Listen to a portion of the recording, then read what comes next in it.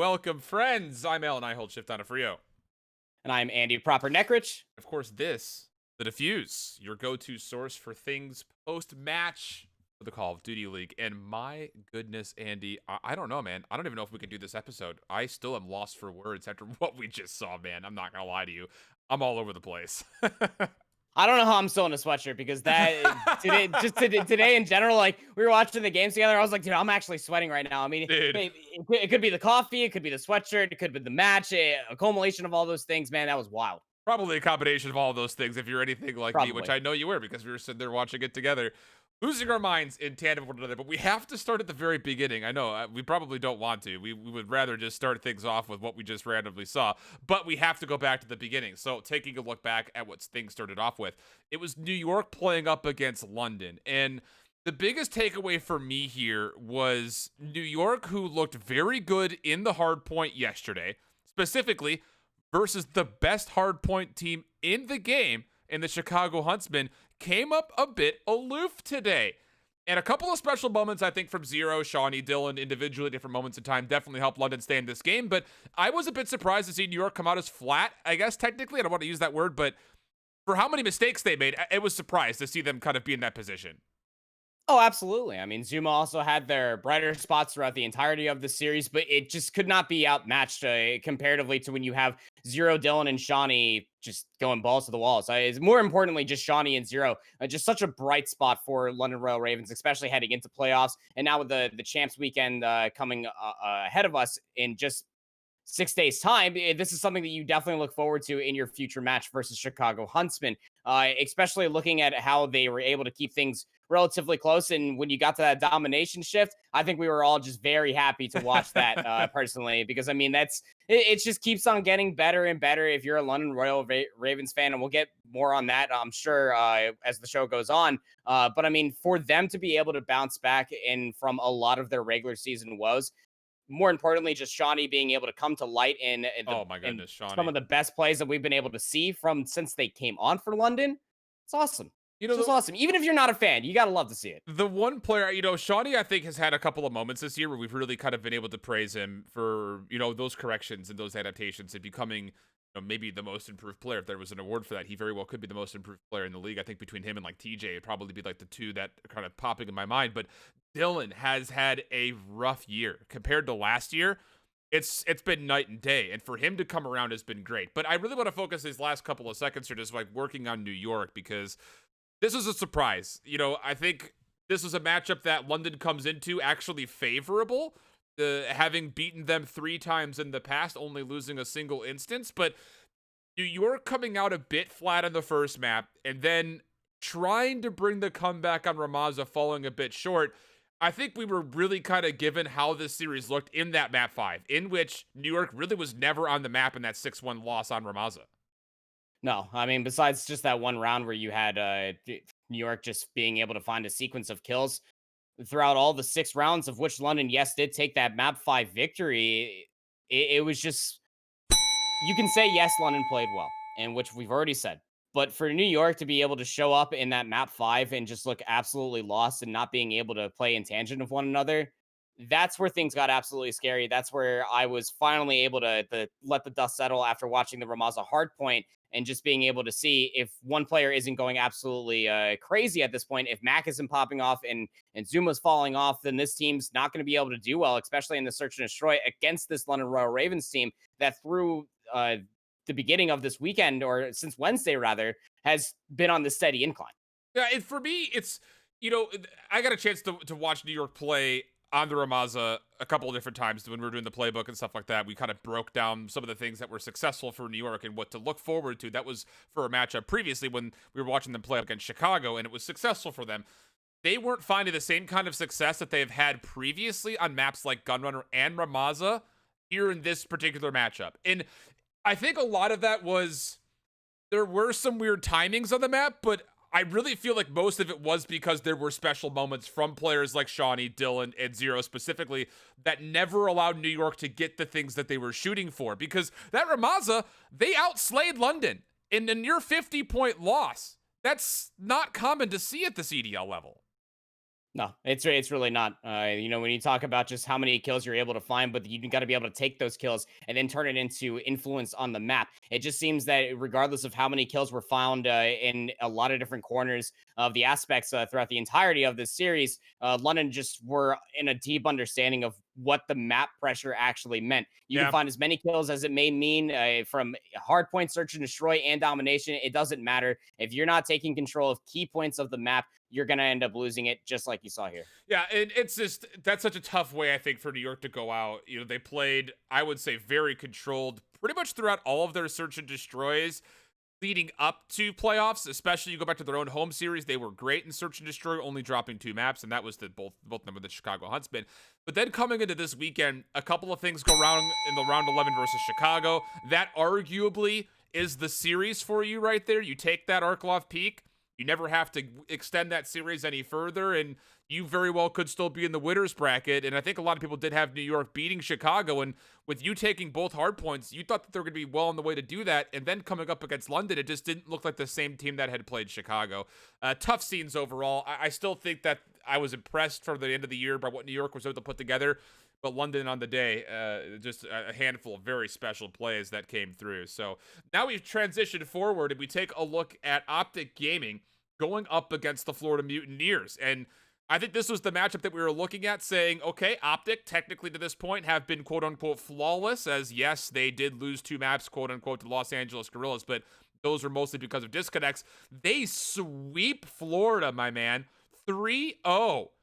The Azir Cave was up first. They broke the P2 from the unfavored side from the front, probably more times than I care to count, and more times than I think we've ever seen when it comes down to how a team is able to break a hill like that. I don't think we've ever seen anything quite like that before, and they're able to turn that third hard point into a money hill, which is something that, again, we don't see all that often at a map like Azir Cave.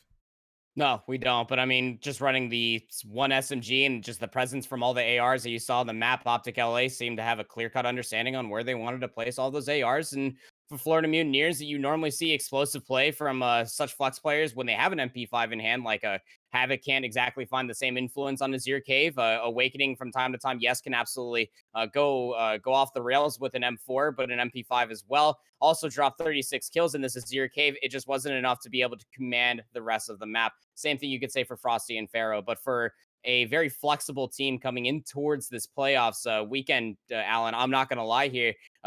Every single member for this team, especially on this first map of Azir Cave, just absolutely opened up things like a can of Pringles. I mean, yes, Straza did go 22 and 30, but it's perfectly fine when you also have just TJ Halley all the way down to Hollow, Slasher, and Kenny just having an out of a body experience of a series here, Yeah, especially against Florida Mutineers. Kenny for sure, man.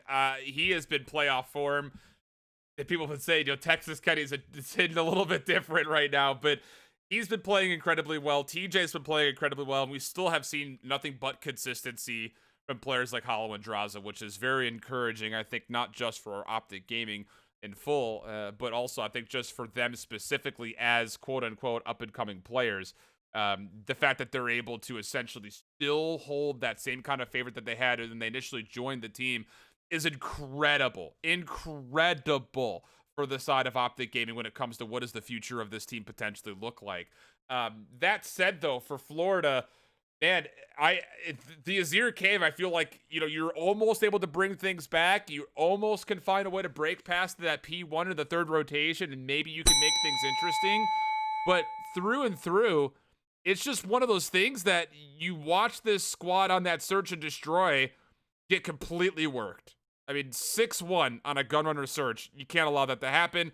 And then you stick on to a gunrunner for the domination, in which Optic has already showcased once this weekend versus the Minnesota Rocker that they are very well controlled there. Are you overall disappointed by what you saw from Florida this weekend, who technically only win a single map this weekend?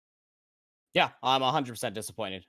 Florida, the team that when Awakening came in, just started going and winning map after map, match after match, home series after home series. Yeah, I'm extremely disappointed. I had a lot of stonks written into Florida Mutineers coming into playoffs, and And although losing to Optic, which also, put a giant smile across my face to be able to see them show up in such a manner since launch weekend, uh, I think just to continue on the phrase, yes, I'm absolutely disappointed because when you're getting outpaced on a Gunrunner Search and Destroy versus Optic LA, it's something happened to Florida Meteors coming Yeah. into this weekend because it's just really tough to see that Havoc couldn't command this map and search and destroy to Optic LA comparatively to what we were looking at in a multitude of home series and a multitude of different matches. It was a couple again, a couple of folly moments, I think, more than anything else for Florida, because a couple of those maps that they played versus Toronto were tragically close. The 249 to 250.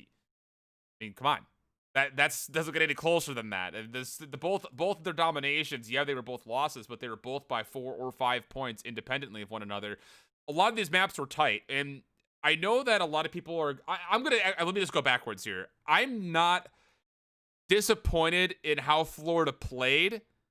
I am a little bit disappointed in how they couldn't close out some maps that were absolutely theirs. And I think the other side of it is that Azir Cave, I think the biggest disappointment is that P2. You do such a great job starting on the unfavored side of that map to get around the back and win those spawns, and you're letting Optic just flat out outgun you from the front. That's the moment I think that really hurts the most when you take a look at, Florida's inability to hold on to some of those key hard points. And then the search and destroy, I think, was a bit embarrassing to say the least. Honestly, Optic was just running at them for most of it. But the thing in that graphic that really stood out is in their last 5 losses going up to Optic, 3 of those are versus the Dallas Empire.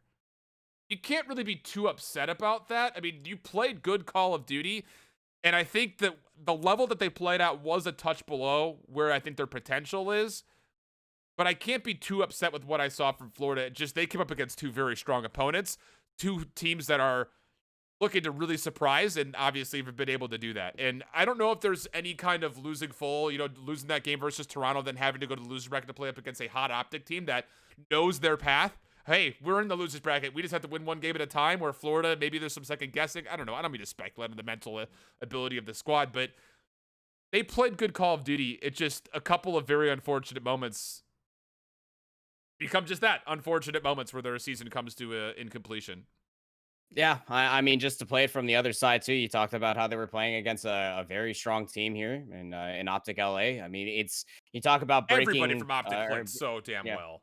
yeah, they really did. I mean, you talk about that P2 hold that we were about to see on Azir Cave, but TJ up top on sandbags was able to open things up from the side, which only made the flooding through the front just that much easier. You also talk about again. I'm just going to keep talking about TJ. I feel like He TJ played so finding a well stick today, spray man. on the. He really did. Yeah. TJ for sticks on the C flag for Hackney Yard really opened up the can of worms. Even though Florida were leading at the half, it's this one play from TJ that opened up the opportunity for Optic not only to find a triple cap, but be able to keep the time going to where Florida didn't even have a single flag. They had Florida guessing on domination of Yes. all modes. And That's that's not crazy. common. Yeah, that's not common at No, all. not at all. Let's jump forward, though. MVP votes came through. The results are in. Shotzi is your CDL MVP from the Dallas Empire. I know that we've had conversations on this show before. Big congratulations to Shotzi when it comes down to what he's been able to do in his first year in the CDL. First year, really, if you want to say it competitively playing variant-style tournaments in full when it comes to him playing in Call of Duty. But we've talked about the MVP in this show a bunch of times before. Shotzi's name has come up, Celian's name comes up, Sky's name's come up, a couple of different names have come up. What is Yeah. your overall take on the fact that this was apparently reported as a nearly unanimous decision from both the broadcast side as well as from other CDL media coverage websites that Shotzi is almost unanimously the MVP of the CDL? Like you can unanimously name them Rookie of the Year. I don't know if you can unanimously Thank name you. them MVP. There's just so many other players. I mean, just one in particular for Celium that comes directly to mind for me. I mean, how many times have we seen Celium be not only a very valuable player but a very impactful player to the success that we saw from Atlanta in game fives and round 11s and dire spots on hardpoint. Celium's always been there. Envoy, you could say the same thing for Chicago Huntsmen. I just don't understand how it could be a unanimous decision that it was just going to Shotzi. I could see how it would be easy just to give it to the kid. I mean, the kid's absolutely cracked. I'm not going to sit here and say that he doesn't deserve it. But at the same time, like I think you definitely can't just sit there and just not give a single light to the other to the other players and say it's a unanimous decision that it's just going to Shotzi. I feel like there are two things that you could look at that people are not going to be all that pleased with, when they're, thinking of other players that may have been considerations in their mind for MVP. The 1.06 KD, I don't care about stat lines technically, at least personally. I don't care about them because what you do besides what you're killing versus when you're dying is more important than actually getting those kills or those deaths. Yeah. The thing about it is, for me, I think Celium's the MVP in my mind. Yeah, I agree. Or Skies. And we've talked about it before. When it comes to the definition of the most valuable player, it's not, Celium has clutched up so many times for Atlanta in round 5, or map 5s. Even beyond that, the plays that he's made of the map, I feel like have overall put Atlanta in a better spot to win.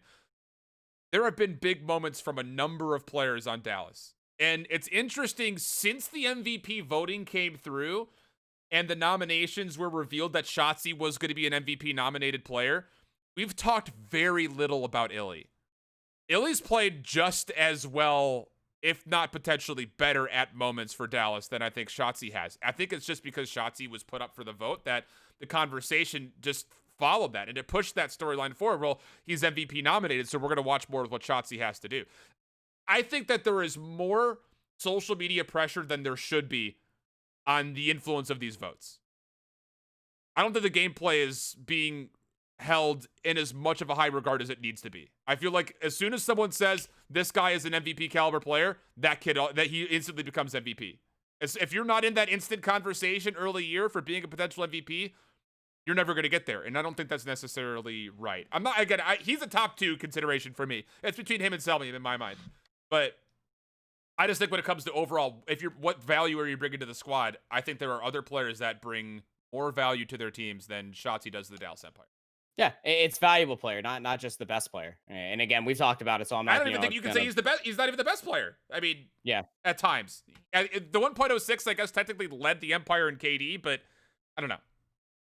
But it's still like you look at again, like just to further the argument, like look what Celium did when Atlanta were in a meta dispute, right? Yeah. And they were trying to decide on what role was playing what. So Celium was bouncing in between M4 and MP5, and they fulfilled both roles quite wonderfully. What happens when Celium is the last remaining player in a 1v3 situation? A handful of times they're able to clutch it up. And when they were also going through one of their darkest times, when Priesta wasn't playing well, when Abizi wasn't playing well, who was the one that was stepping up? It certainly wasn't Major Maniac at that point. It was Celium and Sim that was leading the team. Absolutely. He's rookie of the year without question, I think, based on what we saw, 100%. Especially this last weekend. And I'm not going to sit there and say like he shouldn't be MVP. The near unanimous decision that was reported on, if that is actually true, for sure, is the one thing that it kind of sticks out of my mind. So regardless, a big congratulations, and that watch is so cool. By the way, I'm actually super jealous. Watch is awesome. I like the trophy. The trophy's also pretty cool. Let's take a look though. Go further into the matches, as that's probably a conversation that I imagine we'll come into at a later point. Toronto versus London. Would the dark horse run continue? Cinderella story technically on the line for both of these teams. And Dylan, Shawnee, and Zero again lead the way as London are able to find a way to shock the Toronto Ultra, beating them pretty nicely. Overall, London, composed. We've never seen this London team before play like this at this high level. No. 3-1 the win overall. And I'll say this much. If London plays with these core 3 playing like this again, this could be a top 2 team. Yeah. Yeah, I think that's a very, very fair argument to say. And now it's just, you got to bring this consistency and continue to grind and scrims throughout the week and bring it into the champs versus Chicago on Saturday. Because I mean, like I'm not going to dive into stats too much because I'm sure everybody saw it, but Shawnee went 34-14. Insane. On that St. Petrograd hardpoint. Nasty today. When do you ever see Shawnee doing anything like that? I mean, I got to give props to the kid. He came into London on some very unfortunate circumstances, and they received a lot of flack. But I hope you just shut up at this point, because, I mean, like his Shawnee just played absolutely crazy today. We also said the same thing about Zero when they were leading the team, too. Zero, through many different episodes, when we were talking about London Royal Ravens, we're like, oh, he's playing too slow with the MP5. You got to play MP5. You got to be able to influence. Well, how about now? How about Zero and Dylan just going absolutely crazy? And now you look at the Marshall twins, you're just like, yo, go ahead and get a nice fresh coconut water and just go ahead and just kick up on a beach chair somewhere, because these 3 are just commanding the rest of the map. You could just go ahead and snipe your way on search and destroy, because up in the face of all the enemy, especially against a Toronto squad that has been very good as of late, that is something that you love to see. Whether Yeah. you are a fan of London or not, I was also just sitting there. Again, I was personally rooting for Toronto, but watching Shawnee, Zero, and Dylan being able to create so much chaos and so much success for London, I'm truly just excited for Saturday to see what this team looks like versus Chicago. Yeah, the other side, Toronto, tough scenes, I think. You have an incredible run through the Gunrunner. They played extremely well, locking down that 5-2 rotation. The Gunrunner Yeah. Search and Destroy just barely gets out of your grasp. They aren't quite able to pull the full comeback in on the Gunrunner domination. And then that Petro, they were just getting completely out-rotated. That was the first time that I feel like in a while we've seen Toronto really kind of struggle with that map. The only other thing that comes to mind is when they played like Atlanta not too long ago. Atlanta did essentially the exact same thing to them, where they put them in a little bit of a blender. Do you feel like if Toronto takes that map 3, they take the series? It was real close. I mean, It I was would almost really say close, dude. I mean, it was like Toronto did everything they needed to do. It just London won a couple, again, crucial gunfights to keep one of those flags neutral for longer than it needed to be. I don't know. I'm mostly just looking at if this went to a map 5 I on mean, because Mazda Search and Destroy. for Mazda Like, Search, yeah. if it just gets there, I don't really care about either of the maps. I mean, I'm mostly looking just at the hardpoint St. Petrograd and the openings of that. They didn't lose full, obviously, but if they ended up winning that domination, maybe you're able to secure a little bit more vibes inside the squad. But we've seen it through Toronto. This isn't necessarily a team that loses vibes. Mm. They don't lose composure too easily. You go back and just look at how they've just lost all those rotations on the hardpoint St. Petrograd. Yeah, I think that's probably one of the biggest things. I mean, getting broken that easily on P2, Allen, after giving up a free 50 on P1, just trying to hold the It spawns was, for Cafe. yeah, the P1, P2 off the rip was not great. There were a couple of not great moments for Toronto. And they almost resurged. Yeah. Yeah. But So, then, and then Shawnee just dropped plus 20. So, looking at this London team, I'm not going to sit there and say that we called it, but we've called it a couple different times when people have asked, who could be your potential biggest dark horse. I think we both looked at this London team and said that if players like Shawnee, Dylan, and Zero play well, this team can absolutely be that. Not going to use this segment as us patting ourselves in the back, but in your mind, does this team have what it takes from what you saw this weekend to go further than this? Can this dark horse ride continue on in your mind? I know we could break down the more specifics of them playing up against Chicago, but as you look at London specifically right now, do you think they have what it takes, or are you worried that they're not going to be able to get through things like the domination? I'm not necessarily sure that the domination will hang over them, as we saw a great resurgence in the gunrunner domination of all maps, of all modes. We got to see it from London today versus Toronto. Yes, it was very close, and even Zero in their post interview also said can't guarantee a domination match. Well, that just means you have to take a hard point here, bud. That's all If that not really both. means. And yeah, if not both. Versus again, we're not going to go full analytical mode into this versus arguably the best hard point team in the entire league. But that's besides the point. Who, Toronto? It's okay. You get or no against Chicago on Oh, okay. Saturday. Yeah, no, not against Toronto. No, so Toronto's got a better search, but it's one thing that you have to consider here is that yes, Shawnee and Zero and Dylan, they played well today, but this is the best that we have seen them all year long. Yeah. Now that month in between when we saw them last into today and this entire week of playing in CDL playoffs clearly worked really well for them. You're going to have to, again, the word consistency keeps on coming to mind. And you're almost having wonder that if Weskin is the main AR, can just step up just a little slight, then you can get away with a player like Scraps not necessarily finding a ton of influence on the map. But you got to play all 5 players, if not 4 out of 5 lights out, the same way that Chicago plays if you just hope to make that deep run, especially in the losers finals. All 5 have to be there in my mind, I think, just to kind of overall. I also realize that as we've gone through this, I have not been playing the correct B-roll video. Any of the things that we've popped up, with the exception of the first one. So apologies on the production side. This is what happens when we don't have Mr. J Pistachio to help guide the way. Also, that's not a horse. That's a raven or a I know. crow. I think it's a crow, actually. I googled dark raven wallpaper. That's what I got. So we're just gonna go with that. It's a raven. Lit. Like that. Nice. I color coded the red and the blue in there. So Thumbs up. Good job, me. We're graphic editing, but not on the production side. Speaking of production side, though, let's go to the next one. Chicago going up against Optic Gaming LA. Old Optic, quote unquote, versus new Optic. And we were not disappointed in this one here, friends. You thought for a second that Optic were going to take it. TJ, the Fryman, Gunrunner Search and Destroy. One of Chicago's best. That's going to be not enough to get through TJ Halley. And well, for a moment there, after Chicago had also come out hot on the Gunrunner hardpoint for map number 1, Envoy with the Ram 7 BTW. Things started to get out of hand. Optic nearly pull it fully back, trying to extend the map, not quite able to get it done. It would eventually see map 5, but I want to save map 5. I want to talk first 4. Talk about map 5 in a minute. Oh, come on. I know. I'm teasing. This is That's the way fine. this is the way that I do things. Yeah, Ram 7, all the amateurs that were running Ram 7 throughout Challengers Finals are probably just sitting there, like, kicking their socks off, just cheering their pom-poms off. Parasite's got to be like, I did it! I told you! For the one map and the one player, I did it.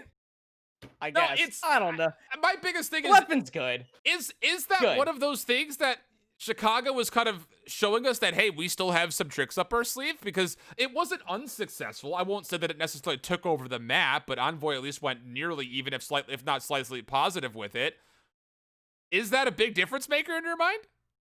When +2, maybe you throw some people off. I mean, the ADS time might be a little bit faster, so you can run some other attachments comparatively to the M4 without taking off the stock. So, I mean, maybe, but is it enough to really throw any team for a loop? No, not necessarily. That was we were watching the setup. That was double M4 plus a RAM on Gunrunner Hardpoint. Yeah.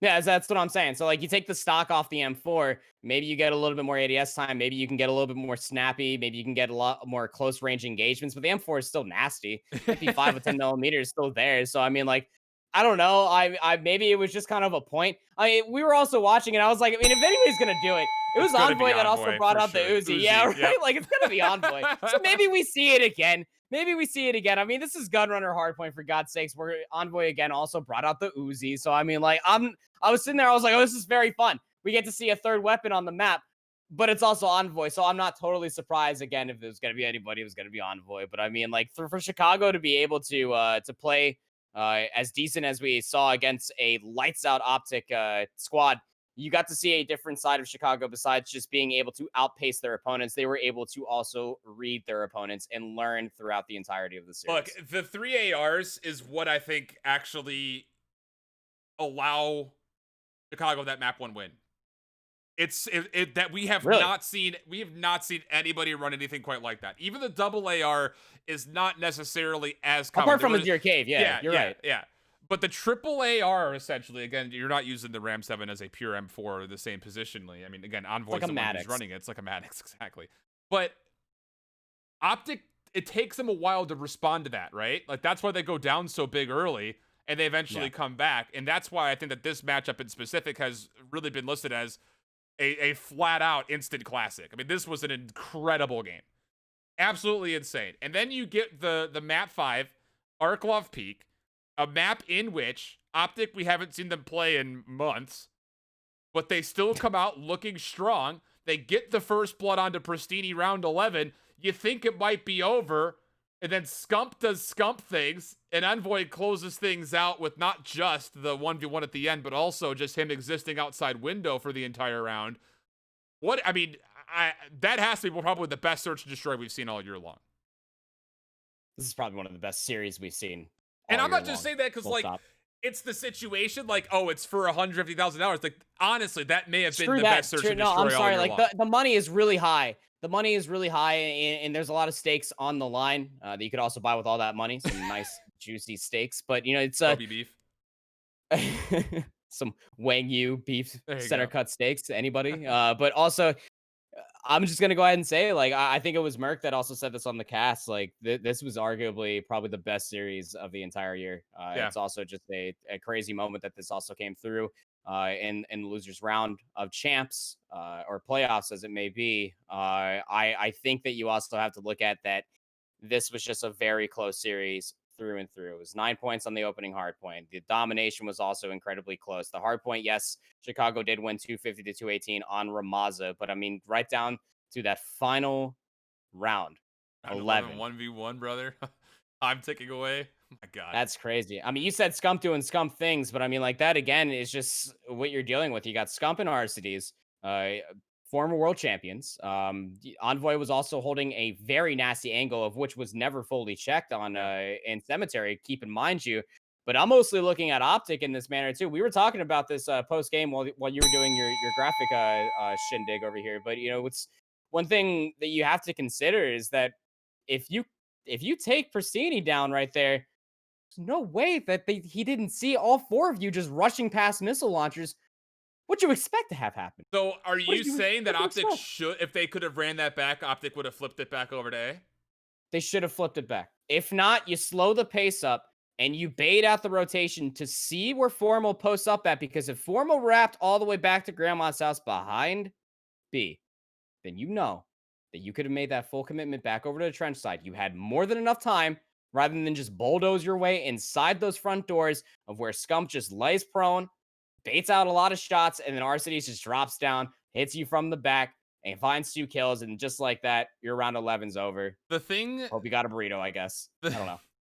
the thing about that round is even if Optic flips that back, they don't have cover of smoke. All you saw it for a moment, and I don't think it really talked about much, but not only does Chicago fully commit to wrapping from A over to the middle of the map, but those players that were rotating tossed nades and stuns. They still got follow-up information off of that. If Yeah. they don't get tags with that, they don't commit to that rotation in my mind. I still think that wrap is very risky because then you're approaching an A site with no smoke. So it's a tough call. Chicago makes the right read, and even though Pristini does get a bit over ambitious with his play, the thing about it is Pristini still played lights out today. And the fact Yeah. that he's able to bounce back against all of the hate that he was probably getting online in his own Twitter threads, I imagine, because he was still posting, saying about how upset he was with his own performance. You know, he's still seeing all the responses from the very volatile Chicago Huntsman fan base, which we know and love, maybe just know more than love, but Reddit as well, all over him. What does that say about the caliber of player that Pristini is to take all of that adversity, to come from day 3 or day 4 of a really rough playoff run, and then turn it around and single-handedly give Chicago wins on both of those hard points? As a player, I mean, As a player. that's the player that's got the heart and the mentality of a world champion. Full stop. It's something that you have to be able to read. I mean, even we were sitting there laughing about it too when Pristini died off of the same spot on Ramaza spawned in right on his dead body, Twice, and did then it 3 times in a row, yeah. yeah, but then they bounce back and go 33 and 24 Nasty. on Ramaza hardpoint. This is the type of player that receives a lot of hate. Let's not forget that also received a lot of flack when they wanted to take that break when they were still a part of Florida Florida Mutineers. Mutineers, yeah. This player, unfortunate aside, say what you will about some of their woes, has their place on this team for Chicago Huntsmen. And to have such a dedicated player with so much passion to grind out and look past all the BS and the hate that they get continuously, whether it's Mm. from your own fans or from anybody else in the league, and be able to do this, I would love to have a championship caliber player such as Persini on my roster. I would love to play side by side with Yeah. such a player. I mean, that's amazing. He's showcased that he obviously deserves to be here without question. I know there's a lot of people that have been out there saying, you know, you drop gunless for this and blah blah blah, but I mean, I would have dropped Gunless for this, absolutely. I don't know the background story. I mean, Gunless is a good player in his own right, but this is not the first time we've seen him be dropped for something. But here's my big question. Yeah. This is I think a really appropriate follow up point here. Now Chicago has a week off in between. They go up against the London Royal Ravens in what is going to be the losers semifinals, trying to play for being one of the top 3 teams at the end of the championship weekend. Does Pristini need a warm-up day, a throwaway day, before he turns into this, before he hits final form? Because we've seen it before. We've seen it in days on a Friday. It'll happen during a home series. He'll play awful. He'll play very aggressively with no restraint for what's happening with the team. He'll bounce back the day after and play more composed. We saw that from yesterday to today, where he's taking smarter challenges. He's valuing his life more today than he was yesterday. Does he need a tune-up match? Not match. Because you don't have that versus a team like the London Royal Ravens, who are looking really hot right now. Yeah, and it's not mentioned that you're on the loser side too. So you get millywalloped by the London Royal Ravens. You don't get Over. that warm up match. So you better damn well find that heart and that passion inside a scrim beforehand, Pristini. Because I mean, I'm not gonna lie here, Chief. Like you don't have time. I mean, yes, you do have the 6 days in between now and then when you face London on Saturday, the 29th, but come on, brother. Like you got to come into this match headstrong. But then I also go back to what I was saying earlier. In a 4v4, you said it was a 4v5. But I mean, like this is also at the same point in time. Like let's say that Weskin's not playing lights out, like we've seen time and time again. Yeah. Scraps and Co are able to pull it up. What if Brasini's on the same pace? We have ourselves a little bit of a 4v4. What if we have a little bit of a throwback to World War II? We have a little bit of a 4v4 with a little extra sauce on the side for either of these teams. I don't know. It's very possible. It's very possible. But then you're also looking for Brasini to come inside this match if they're able to keep the same heart and ferocity that we saw here against Optic. Then I could absolutely see London getting quite literally trampled in that match. For me, the team that wins this series is the team that shows up with 5 minute 1 hardpoint 1. Period. I think there are going to be you're going to get one of two things in my mind. I don't think this is going to be a clean series. I think you're either going to get London showing up with all 5 and Pristini doesn't play at his fullest, or you're going to get Pristini learned his lesson, back playing at a full force 5, and London's going to be missing somebody like a Dylan or a Zero or a Shawnee. I don't think we're going to see a full 10-man hit on this. I don't think it's going to be a full 5v5 throughout the entirety of the series. Someone's going to come up short, I feel like. And it's just, I think history kind of speaks to that. There have been weekends where London has been able to put together a really good run, and it's because all 3 players play well. And you see them on Championship Sunday. They're not all there. It's been consistency. It's been the biggest kind of cause for concern for teams like London that we've had all year long. This game, I think, just simply goes to who comes with the full 5-minute one. That's actually really funny because it was London versus Chicago for a grand finals, right? Yeah, which London didn't show up with the full 5, and well, they lost the championship Sunday. But then you also see it from Chicago at the same time, where it's just like RCDs and Pristini, maybe they're not showing up, maybe Scump's not in king form, and then the rest of the team's got to be able to pick up the pace. Pristini's Scump's going here, off man. on the rails. Scump's not going anywhere. Yeah. Scump's not going to be the guy. Scump's here. Scump already picked up their crown back on Wednesday, brother. Like I'm not saying that now. I'm sounding like throughout the regular season, like there has been those times, but right now you're dealing with the championship Scump, and you better watch the hell out because they're just gonna run over you and just bash you with their crown. I guess I don't know. I had a better analogy climbed up, but it was not good. But nevertheless, I think that for the Chicago squad, you poised it up perfectly. That if Brasini can't show up to this day, and even going back to our previous one, we were talking about London. What if even Shawnee and Zero are able to showcase their championship caliber, and Scraps is able to pick up some slack? Dylan's able to play that entry MP5. Weskin could just hang back with their M4 and be able to find value. This is where Chicago could end up crumbling.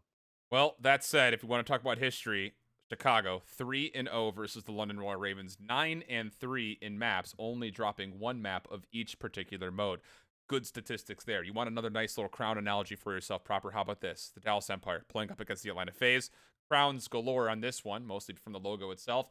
But who you got here? Top 2 from the CDL playing up against each other.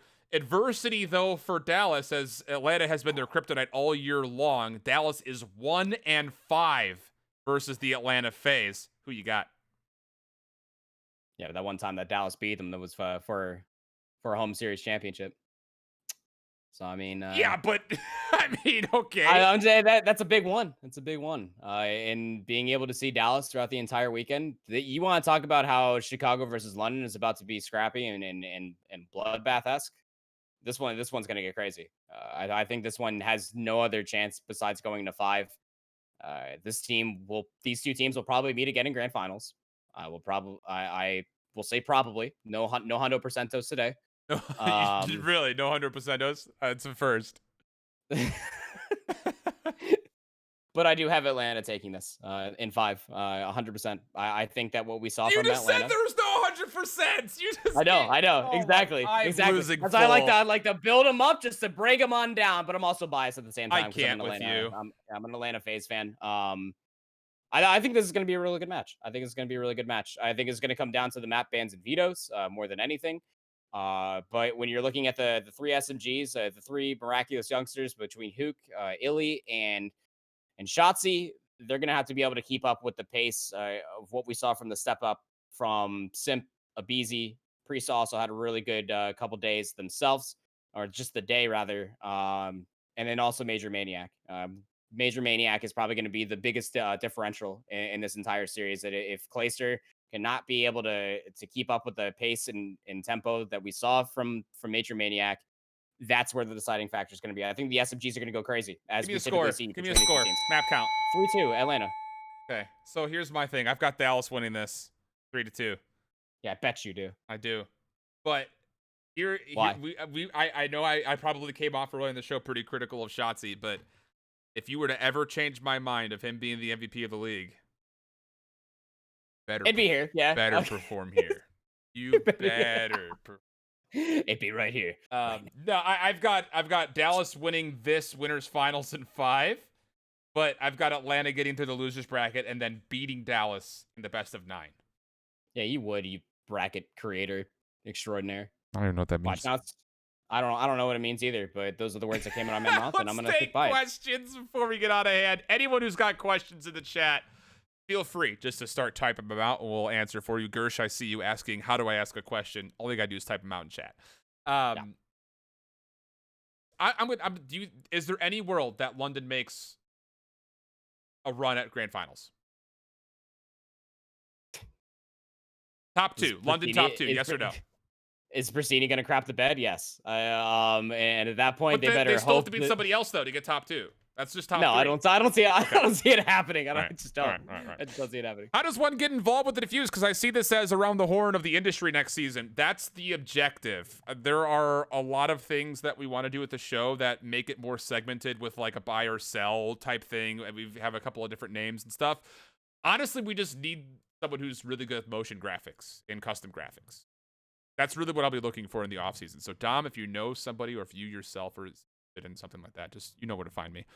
Chicago versus Dallas. Who would take it if they were to find a way to play, whether that's losers bracket finals or potential grand finals? Proper. Dallas. Says so matter-of-factly. When Dallas is 1-3 versus the Chicago Huntsmen. Sure. But I mean, but coming into champs, I'm sorry, man. Like, Scump's the king. Dude, That's I cool. don't know, man. Arcees and Pristines are a former world champion. That's fine. But, like, Shotzi, man, like, I just don't see Chicago going to be able to stop that kid. Man. Especially on this upcoming weekend. I just don't see it happening. I just don't see it happening. Chicago Which is going to be the match because Dallas is going to lose to Atlanta. So, I mean, that's... If Chicago comes with their full 5, I see a world where Chicago can beat Dallas. I think the way that name was framed it up after day 1 or day 2, whatever it was, with how Chicago played versus New York, the question that was posed is, can ENVOY and Scump, if they play at the same level versus a team like the Atlanta FaZe, can Chicago win it all? And his answer was yes. What did they do? They came out, they sent Atlanta to a game 5 in which they lose in round 10. That was a winnable series for Chicago. I think it's absolutely possible that Chicago could beat Dallas if they come as that same full 5. Yeah, but the question wasn't if it was possible, Shift. We're saying who would take it. With how I think, again, we've only saw Dallas play once. Our cities informal are looking better than Clayster and Krim right now in the AR line. And the fact that ENVOY could pull out that third AR at any given moment in time, apparently with this Ram 7, I think Chicago might have more flexibility. I'm just throwing it out there, man. Throwing it out there. If it goes to Gunrunner, yes, absolutely. Disappointed with New York and Florida's performance? Disappointed in their finish? Not in their how they played. I think they played damn well. A couple of things go wrong, they lose. It happens. But I'm overall pretty impressed with how they played this weekend. They just came up against 2 teams in those losers bracket that were not losing. One of those things. I mean, Bonder Harley, you can ask questions just by typing them in the chat. We don't do a live call-in at this point like the podcast does. Not yet. That'd be impressive. Anyway, I'm not disappointed with how they played. I'm still on the same standpoint. I don't know if this will ever reach awakening, or if he ever sees me talking about it. But I mean, kid's a beast. Like I played absolutely lights out today. I don't think I'm disappointed with how they played at all. Even as Florida as a team. It's very sad to see, again, just to agree with Shift, where they finished.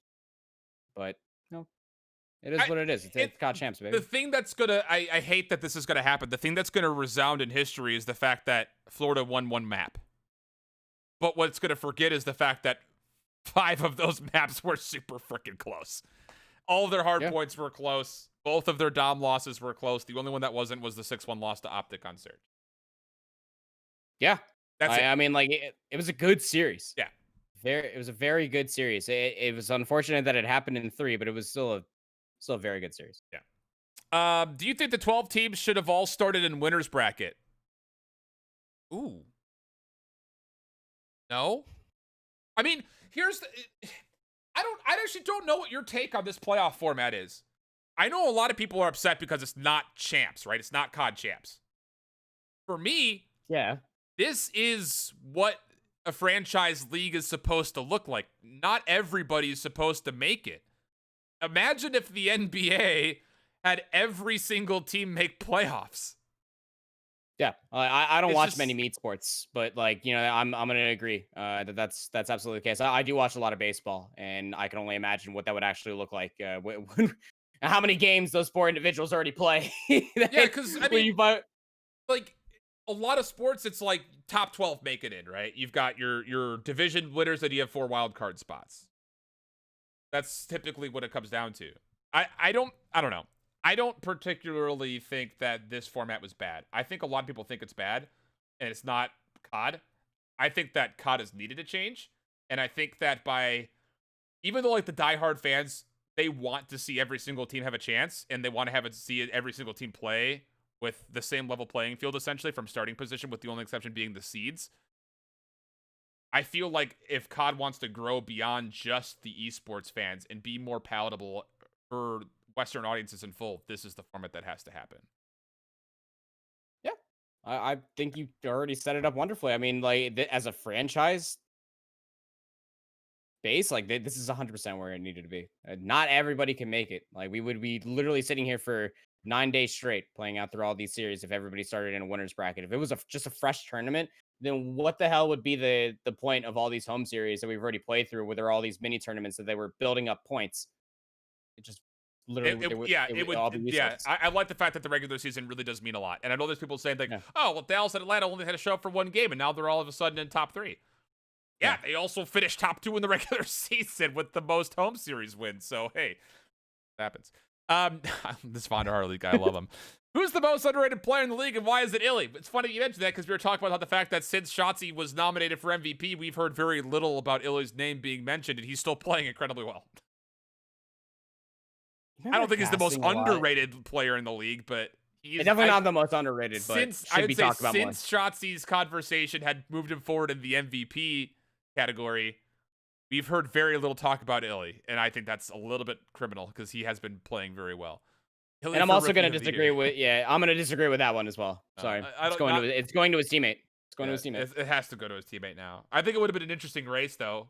I mean, at the beginning of the year, they were the only 2 rookies, right? It was just Illy and it was just Shotzi. It's like, oh, who's going to be the rookie of the year? What's going to happen? Vonda Harley, I know you're going to give full presentation regarding the topic. I know that you will.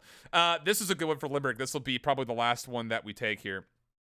Apparently, Havoc is 1-10 in his last 11 series at Champs and has never placed higher than top 16. Well, he places technically top 8 here with Florida, right? But thoughts on Havoc as a player? I think Havoc had a fantastic regular season. As a player, I mean, if we're specifying this at Champs, you can't just go ahead and throw that just at one player throughout all of their teams and all of their history, right? I mean, like, I think that's really tough just to regard that they're finishing in that specific place because of X or because of themselves. It's a team game at the end of the day. I think Havoc, again, when it came down to Florida Mutineers, played a phenomenal role all throughout the regular season. And to take it from someone that slowly and utterly became a Florida Mutineers fan as the season started developing more so, is that I became a fan of how Havoc played Search and Destroy. Just a very aggressive player, but also got away with a lot of cheeky things. They're a very smart player. I don't necessarily have like any direct thoughts, but I mean, like, that's a very interesting stat line, I guess. Yeah, it's for a one very individual. interesting stat line. An unfortunate one. I mean, Gen G last year, obviously, we all know how that all goes. I mean, that was fun to watch. Havoc is just, he plays a role that is very difficult to pull off, and you know, I'm not trying to take anything away from him as a player, but the players that are filling that same role that are doing well are players like Scump and Simp and That's just tough company to be in when you're running around as a objective SMG player like that. Yeah, Vanderhaar, I was watching that podcast when you tried to bait in X calling Scump washed because he takes showers and he keeps himself clean. So would you consider him washed? Yeah, I know. I was there. You're you're funny. That's gonna do it though. That's it. We're gonna say farewell for now. We will be coming back. It was actually really funny. I'm not gonna lie. We will be coming back with the Defuse on championship weekend. The current plan, though, is to pull it back over to Checkmate Gaming's Twitch, at least the last I heard. So stay tuned for that. Beyond that point, though, we will be trying to do a couple of playbook episodes throughout this week. So make sure you stay tuned for those things. They will not be likely an hour long. We'll probably just do a map here or there, kind of getting things framed up for championship weekend, focusing, of course, on the top 4 teams, what they did well this last weekend, what they maybe didn't do well that they'll need to. Proper? Final thoughts? Who's your champion next weekend? I already know who I picked. I picked Atlanta to win everything. It doesn't matter who's going to go through the losers bracket. Atlanta's going to bulldoze them.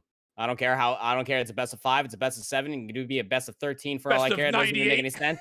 Atlanta's just going to win. No one's going to beat Atlanta. I've got Atlanta down as well. I've got Atlanta 5-4.